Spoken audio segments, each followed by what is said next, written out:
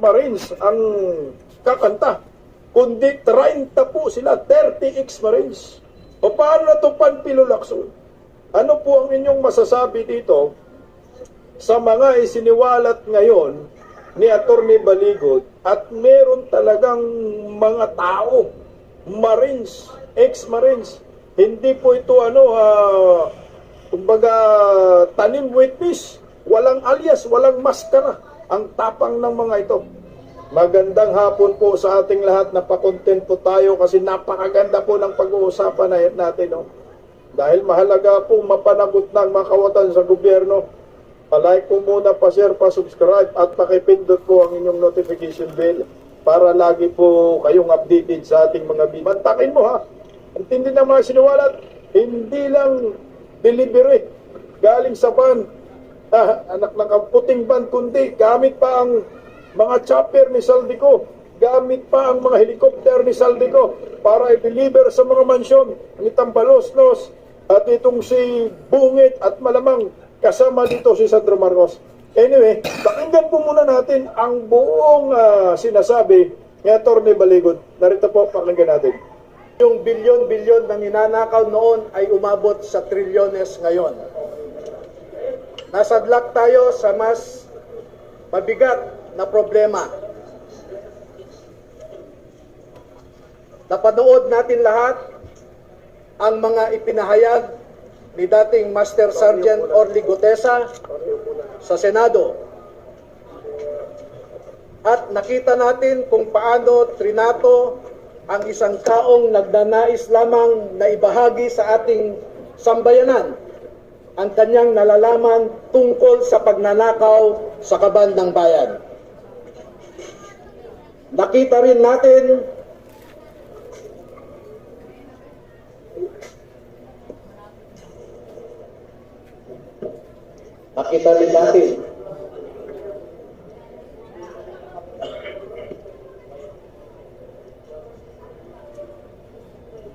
nasaksihan din nating lahat ang mga proseso na naganap sa ICI na inatasan na mag-imbestiga tungkol sa corruption sa infrastructure. Ngunit alam nating lahat na imbes na mag-imbestiga ang ICI ay pinagtakpan ang totoong mga salarin sa pagnanakaw. Sa ngayon po ay ang mas mabigat nating problema ay yung crisis sa credibility ng ating mga institusyon. Ang mga institusyon natin ngayon na ipinatayo para pangalagahan, arugain ang mga Pilipino ay hindi na natin mapagkakatiwalaan. Makita naman po ninyo, there is a crisis of integrity in the executive. There is a crisis of integrity in the legislature. And if you have listened recently to the proclamations of Ombudsman Crispin Remulla, he alleges also a crisis in our judiciary. Lahat ng institusyon natin ay mabigat ang problema. Pero alam naman po natin na ang mga institusyon na ito are just abstract ideas. Our democracy is just an abstract idea. Our institutions are just abstract ideas. And these institutions operate through the human mind. And if you will, through the human soul and through the human heart. Ang problema natin ngayon ay yung mga nagpapatakbo sa mga institusyon na ito. Wala po tayong ibang maaasahan ngayon na maglalabas ng katotohanan kundi tayong mga mamamayan din. Hindi natin maaasahan ang nasa gobyerno ngayon na ilabas ang buong katotohanan na walang pinagtatakpan. Ngayon po ay lumabas ang mga dating kasamahan ni Master Sergeant Orly Gutesa sa trabaho bilang security consultant o security personnel ni dating Congressman Zaldi Espo. Nandito po silang lahat at gusto ko pong ipakilala sa inyo. Ang mga sundalong ito ay wala na sa serbisyo. Ngunit ang nasabi nila sa akin,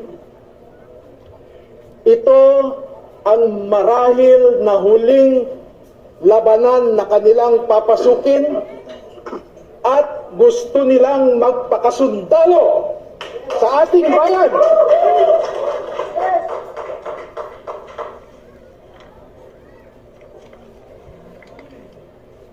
Tinatawag ko po ang isang magiting na Pilipino, si Bernard Tube. Opo. Si Ross, tumatanda na po. Si Rosbert Waupan. Si Benny Bulontate. Si Johnny Budwan. Si Rodante Orbilio. Rainy Boy Julian. Christopher Esquivel. George Villalon Jr. Romeo Romel Bobares. Gil Navidad Jr. Anselmo Taberdo. Walter Manalansan. Jolly Cadiao. Romel Galapon. Cecilio Laroder Jr. Bernard Gubban. Crisani Dado. At Fidel Corpus. Meron po silang kasamahan na 12 pa na hindi makakadalo ngayon dahil sa mga personal na rason. Ang dalawa ay meron silang kasama sa buhay na nagtatrabaho pa sa gobyerno at meron silang pag-aalinlangan na maaaring maapektuhan ang trabaho ng kanilang mga asawa. Yung 10 na hindi pa nakadalo ngayon ay tinatawag ko po na second batch. At lalabas din po sila sa tamang panahon. Bigyan ko po kayo ng halimbawa ng nilalaman ng kanilang affidavit. At kung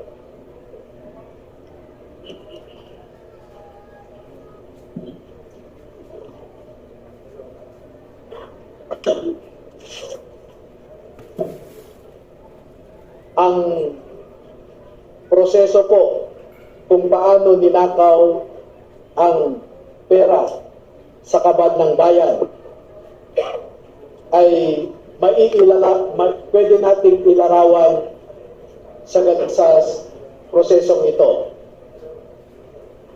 Marami pong contractors sa buong Pilipinas na nampurmesahan ng proyekto at hindi pa nila nakukuha ang kontrata ay nag-uumpisa na silang mag-remit kay Ginoong Saldico doon sa kanyang bahay sa Valle Verde Phase 6 sa Pasig City. At daan-daan na maleta ng pera ang dumarating doon.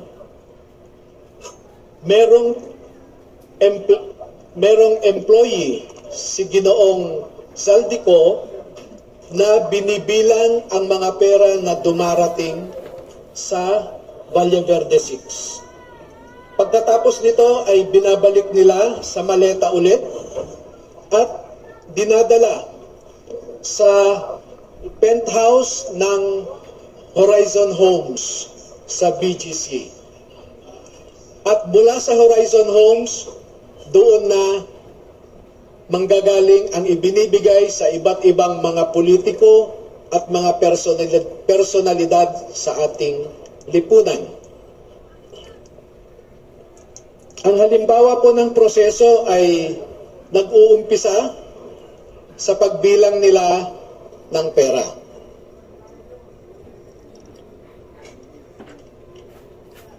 Ang susunod po,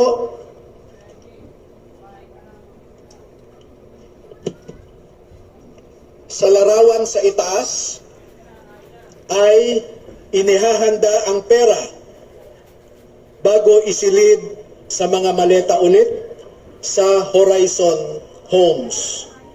At yung larawan sa ibaba ay isang halimbawa ng pag-deliver ng pera sa bahay ng isang mambabatas.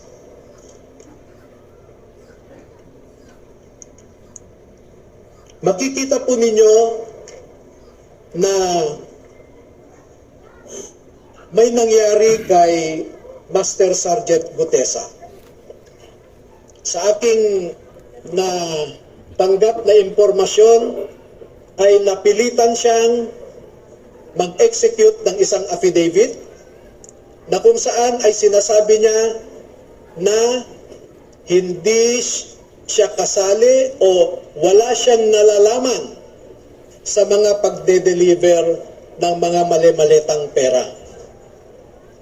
Pero makikita po ninyo dito na siya mismo ay kasama sa pagde-deliver ng pera. Kaya naaawa po ako ngayon sa sitwasyon ni Master Sergeant Gutesa dahil ginawa siyang sinungaling.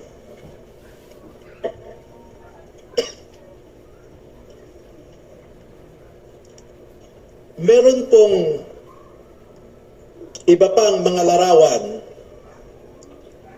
na sa tamang forum later ay maglalahad pa kami ng karagdagang mga ebidensya. Pero ang pagde-deliver nila ng pera ay gumagamit ng eroplano,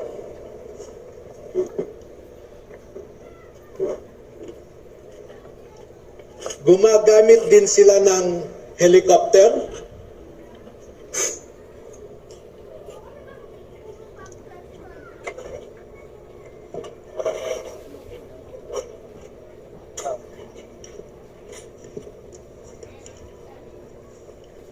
at ganito po ang mga dinideliver sa mga bahay ng ilang mga mambabatas.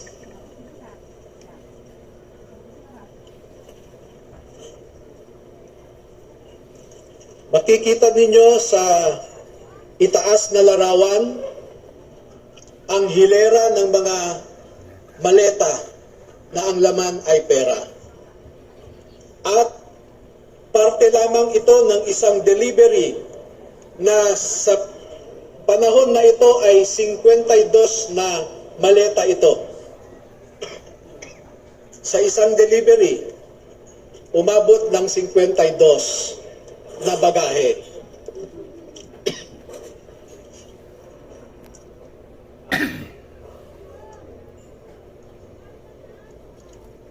Makikita rin po ninyo na ang ating mga ebidensya ay minsan kinukuhanan ang buong bahay ng mambabatas, buong bahay ng mga ilang nasa media, yung tinatawag nating mga media operators.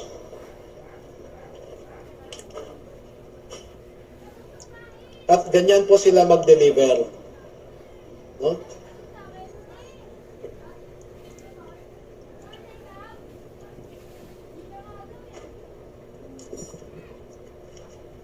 Makikita po ninyo sa ibabang larawan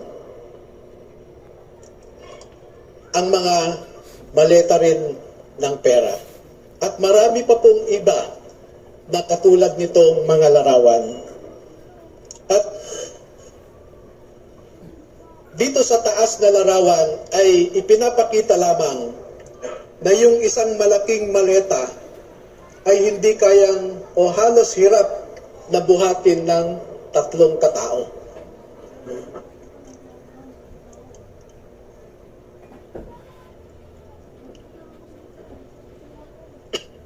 Ngayon po ay merong pangalawang aspeto ng affidavit ng ating mga magigiting na Pilipino na nasa harap natin ngayon. Meron silang mahalagang napansin, naobserbahan, at alam sa kanilang personal na pananaw dahil nasali sila sa isang importanteng operasyon. Ito po ay patungkol sa nangyaring operasyon ng ICC. This one. Nasangkot po or nasali ang mga sundalo natin sa ginawang operasyon ng ICC investigators sa Pilipinas. Unang dumating ang mga ICC investigators sa Pilipinas noong December 2028. December of 2023. At bago mag-December 2023 ay inutusan sila na magpapalit ng peso to dollars. 2 maleta na ang bawat maleta ay may nilalaman na 56 million pesos. Kaya nakapagpalit sila ng equivalent to $2 million. At ang sabi ng mga executive assistants ni Ginoong Saldico ay pinaghahandaan daw nila ang pagdating ng foreigners. At kalaunan ay nakilala ng mga ito na ang foreigners na binabanggit ay mga ICC investigators. At nakapaloob dito na ang ginawa nila ay mag-interview ng mga witnesses na ipinapaarating sa kanila ni Sunny Trillanes. Wala silang ibang in-interview na mga witnesses kundi ang mga tao lamang na pinapadala ni Sunny Trillanes. At ibinigay kay Sunny Trillanes ang pondo para sa pag-asikaso sa mga ICC investigators na ito. Kaya naman po, lahat ng sasakyan na ginamit, lahat ng hotel accommodations ay sinagot ni Saldico at saka ni Sunny Trillanes. Napansin din po nila na lahat ng mga pag-interview ng ICC investigators ay sa mga pribadong lugar. Wala man lang government office. At makikita po ninyo ang madalas na pag-deliver nila ng mali-maleta at minsan mga paper bags naman na mga pera patungo sa mga nag-aalaga sa ICC investigators. Lahat ng pagkain nila, lahat ng ginamit nilang sasakyan, lahat ng hotel, lahat ng mga condominium units ay sinagot ng grupo ni Sunny Trillanes at saka ni Saldico. At bilang isang abogado po ay nababahala ako dito. Dahil ang sarili kong konklusyon na hindi naman nilahad ng mga sundalo na ito dito sa affidavit nila. Pero bilang isang abogado, ay nakikita ko ang isang mabigat na suliranin ng isang third world country na katulad natin na siya lamang pinag-iinitan ng mga ICC. Hindi nila kayang ipatupad ang kanilang orders sa mga mayayaman na bansa. Tanging third world countries lang. At ito ang aking obserbasyon. Una, ang ICC investigators did not conduct a bona fide investigation in the Philippines because they only interviewed people sent to them by Sunny Trillanes. Nakapasok din sila sa Bilibid prisons para kausapin ang tatlong nasentensyahan sa pagpatay kay Kian de los Santos. Meron din silang kinausap na mga di umano ay EJK victims' families sa bahay Kalinga ni Father Flavie Villanueva. At lahat ng gastos ni Father Flavie Villanueva ay sagot ni Saldico. Number 2, dahil December 2023 lang unang pumunta ang ICC investigators sa Pilipinas, ay hindi nakakaduda that the ICC investigators manufactured the existence of ICC jurisdiction in the Philippines because the residual jurisdiction of ICC ended in March of 2019, or 1 year after the Philippines deposited its articles of withdrawal in the United Nations. Number 4,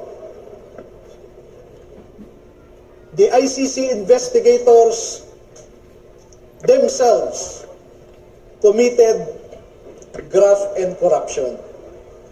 Dahil bakit hinayaan nilang lahat ng sasakyan, lahat ng pagkain, lahat ng accommodations nila ay sinagot ng mga tao na kilala naman nila na kalaban ng kanilang iniimbestigahan. At panglima, ang mandato ng ICC ay di umano protektahan ang human rights ng mga tao.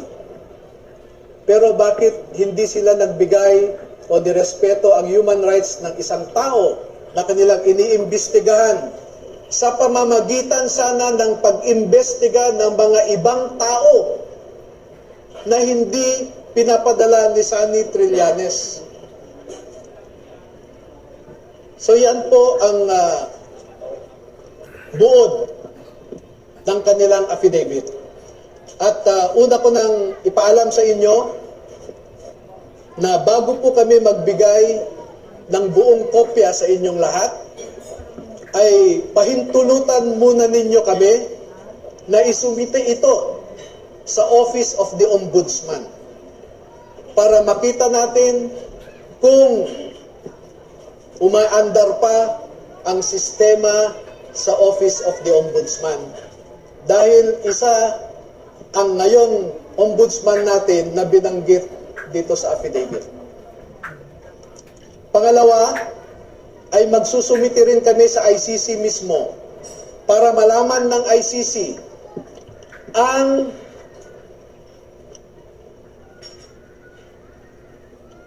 so that ICC will know how the ICC investigators conducted themselves in the Philippines.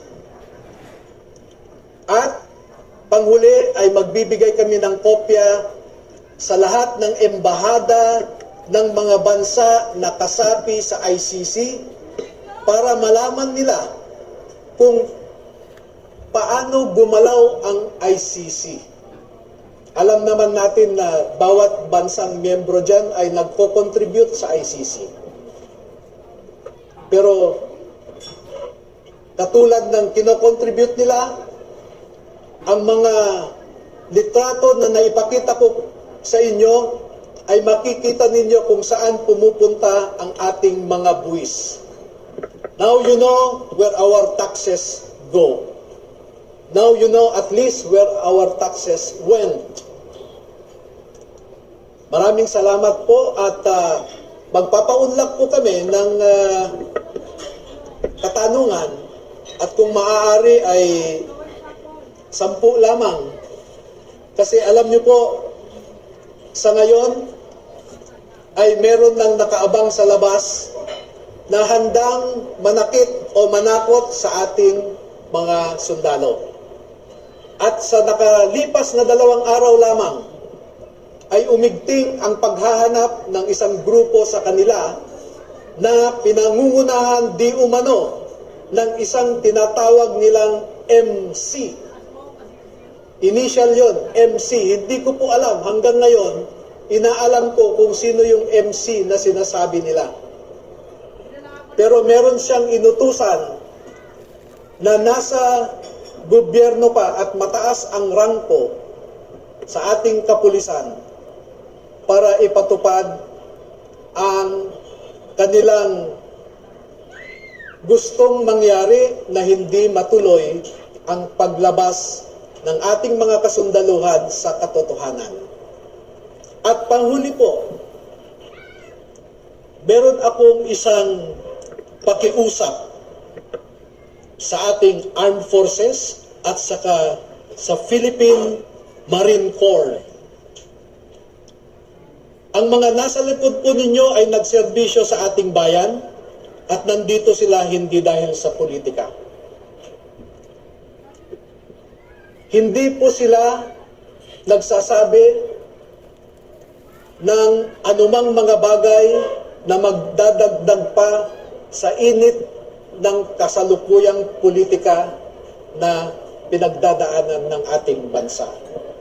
Bagkus ay gusto nilang makaambag na iangat ang imahe ng ating mga institusyon katulad ng Philippine Marine Corps na lumalaban sa kalaban ng Estado. Pero kung susuriin ninyong mabuti, ay ang kalaban natin ay ang mga nasa matataas na pwesto sa gobyerno. Do not restrain them from sharing to our people the truth that they know. Because alam nating lahat, ang katotohanan lamang ang magpapalakas ng ating republika. Kung lumalaban tayo sa mga grupo na gustong sirain ang ating democratic institutions, katulad ng mga NPA, mga Muslim secessionists, ang isa pong kalaban natin na totoo ay ang mga nagnanakaw ng pera na para sana sa mga tao. Tayo po ay nagpapakapagod para lang may maihain tayong pagkain sa ating mga pamilya. Pero sila po ay nagpapakapagod kung paano gastahin ang perang ninakaw nila sa atin. Maraming salamat po.